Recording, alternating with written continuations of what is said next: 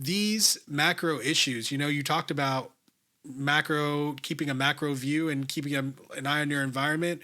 I think that ultimately what people need to understand about our current moment in history is that this is a unique time in like human history. Yeah, it Um, is. yeah. And I think that it's not really dawned on most people, that reality.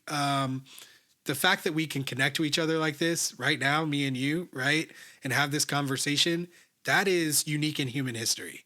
You That's know, right. um, we can be creative now and do things that we couldn't do in the past.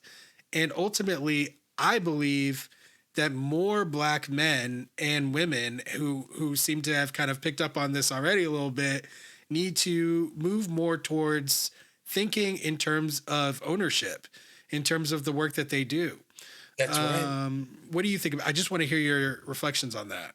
Listen, man, I love everything that you just said, because we're also in a period of transformational change from a technological standpoint. AI. People talk about AI transforming our world in the next 5, 10 years. That's going to happen during this Donald Trump term.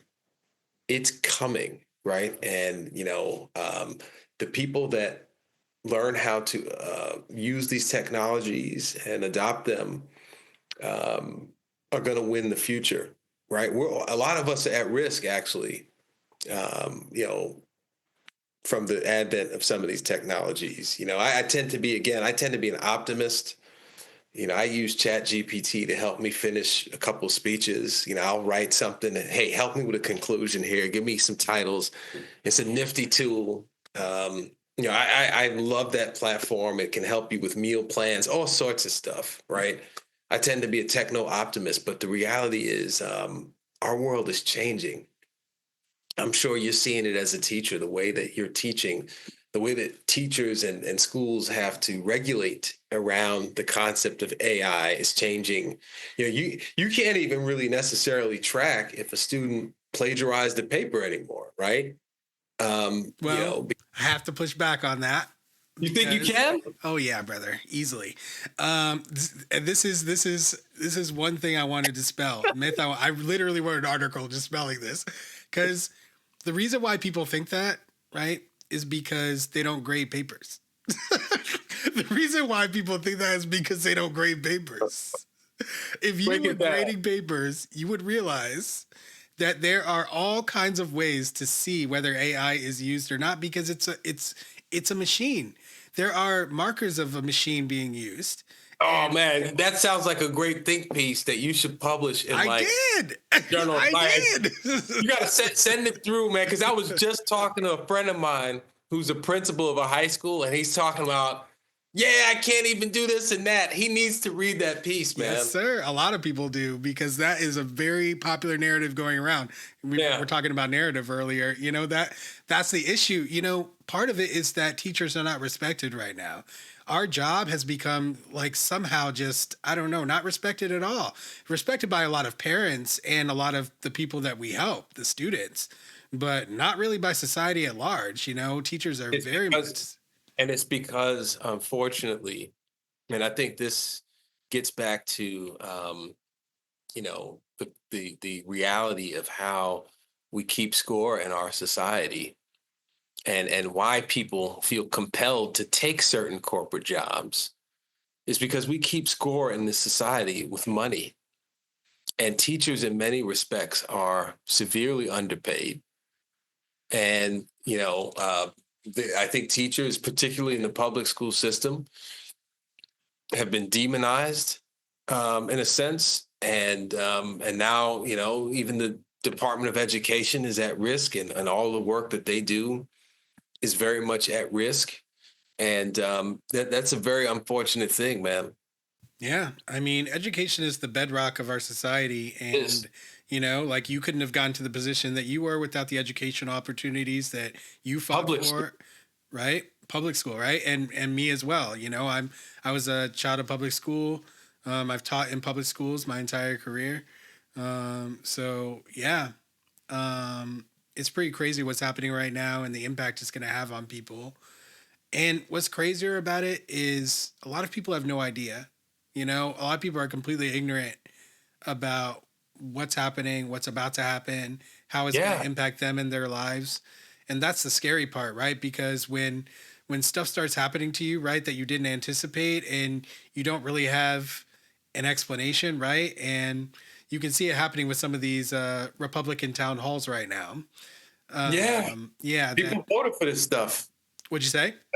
They voted for this stuff. You know, Yeah, I saw yeah. a headline. I saw a headline a couple days ago, or actually yesterday on CNBC, talking about, look, Social Security is at risk.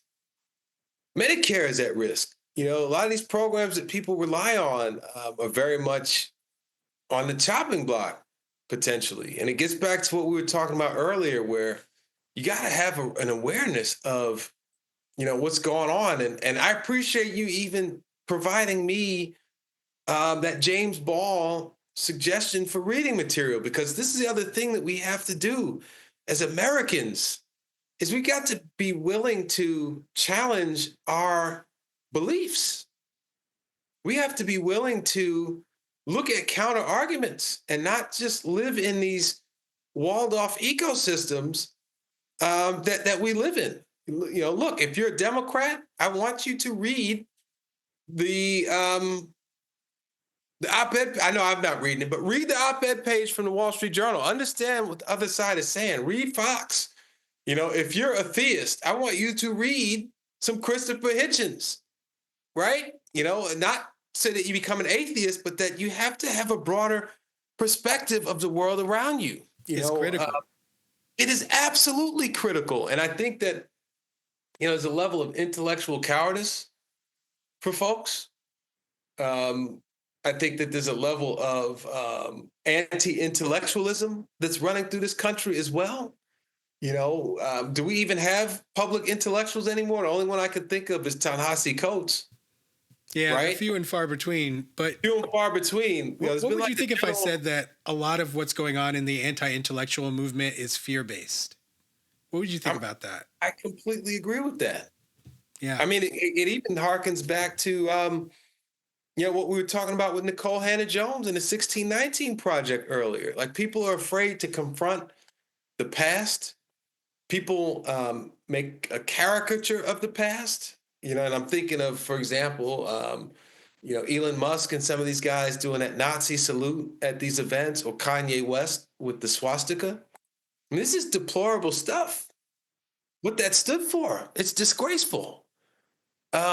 Nobody, it's not okay that people do these things. It's not okay to, you know, have a Confederate flag on your car. Like, these things are offensive. They're wrong. They stood for evil in They our society, they and still do. nobody, They and still they do. still do. They still do, and nobody's willing to confront these things, man. You know, and I speak mean, boldly. I think yeah, it is true that no one's willing to confront it, but I think that what we're seeing is that we're at rubber meets road like moment here, Mhm. and I actually think that race is at the center of it. And that's why I'm doing the work that I'm doing. I'm bringing these conversations up because I'm trying to get more people to kind of expand their understanding of race, because that is a necessary element of us surviving and getting through this time, not just as Americans or as humans in general, but as Black people especially. We can, part of what allowed us and what allows us to be adaptable in the race context is having to understand a white perspective kind of in order to survive and thrive, right? Like you talked about being in a primarily racialized white environment, having to take on, the cultural, and fitting in with the culture, right? Adapting to the culture. And so we learn to do that, right? And that kind of allows us to find strategies and creative ways of making sure that the excellence that we are and the work that we do is able to shine through, and that we're able to kind of dodge and weave some of the pitfalls that are involved in being a racial minority inside the workplace. But It Now, comes from a place of disadvantage. It's almost like I've been playing chess just as black for like the last month and a half. I play chess every day.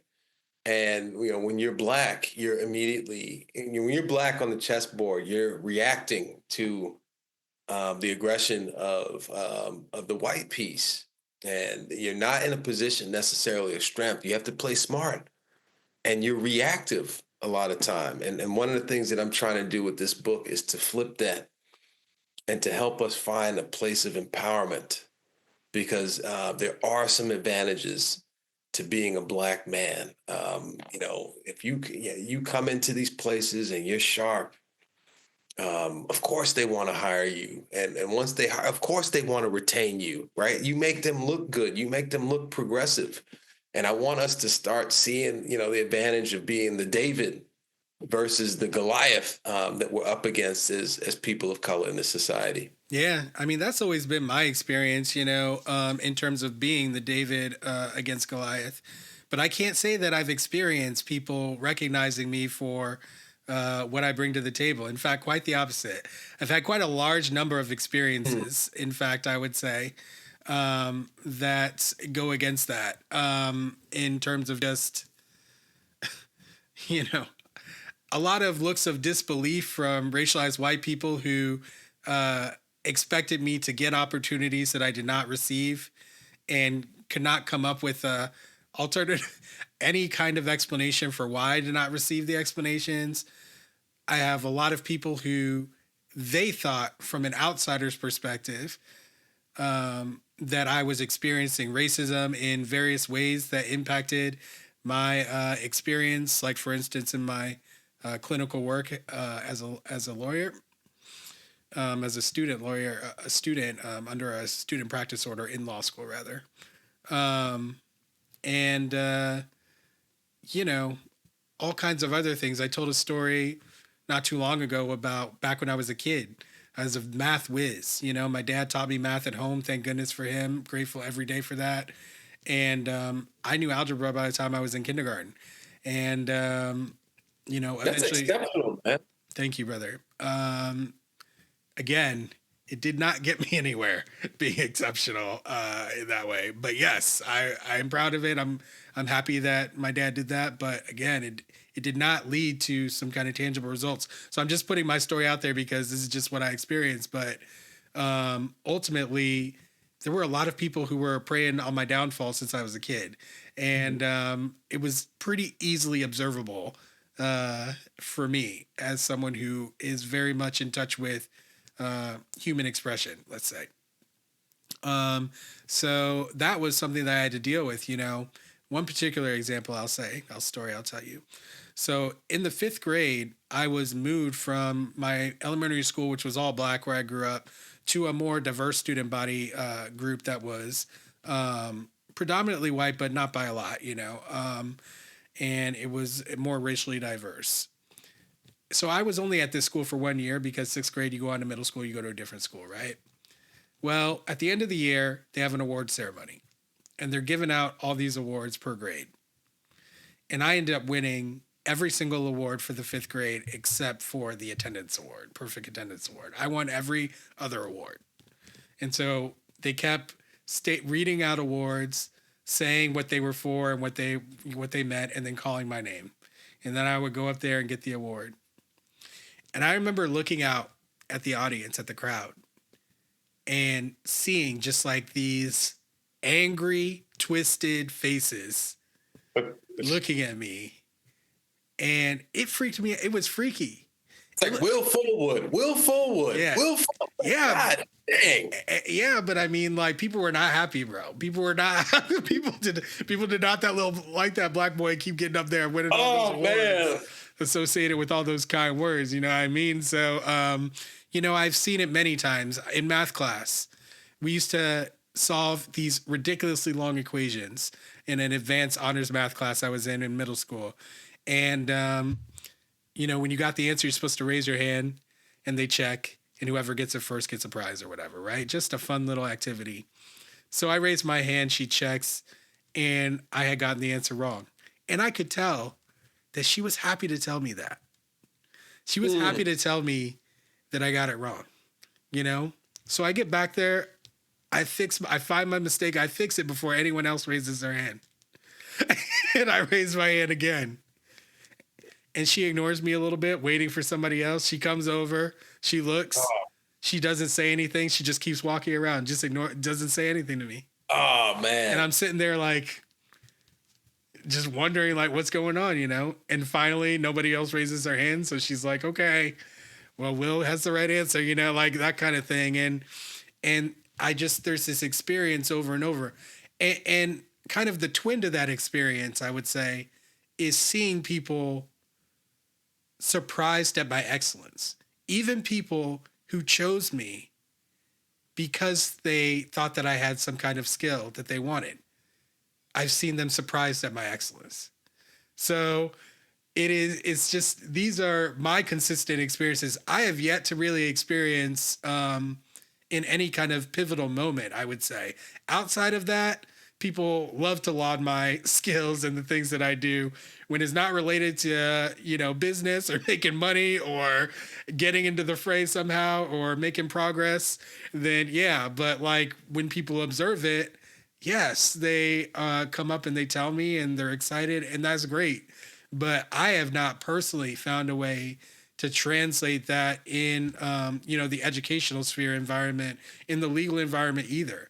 I mean, I went through a 9-month interview process to become a lawyer just to be told that I was unprepared for the 4th interview that I was going through. That's brutal. It's only to have that woman apologize to me for saying that to me after proving to her that it wasn't true. And then to have her tell me that she would try to help me become a paralegal. And then to embarrassingly immediately apologize again for saying that. I mean, this is like, I could go on and on and on, brother, honestly. And stuff like that, it takes a toll. Oh yeah. Yeah. I mean, even one of those experiences is enough to just destroy a lot of people. Yeah. And you sound like a mentally strong dude. And I think the commonality, I feel a level of identification with your story in that regard, and that you almost have to be able to, you got to be resilient. And in a way, you almost have to put blinders on to some of this crap. Thanks for watching.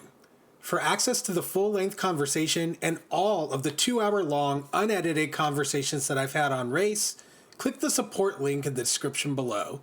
Thanks for your support, and see you next time.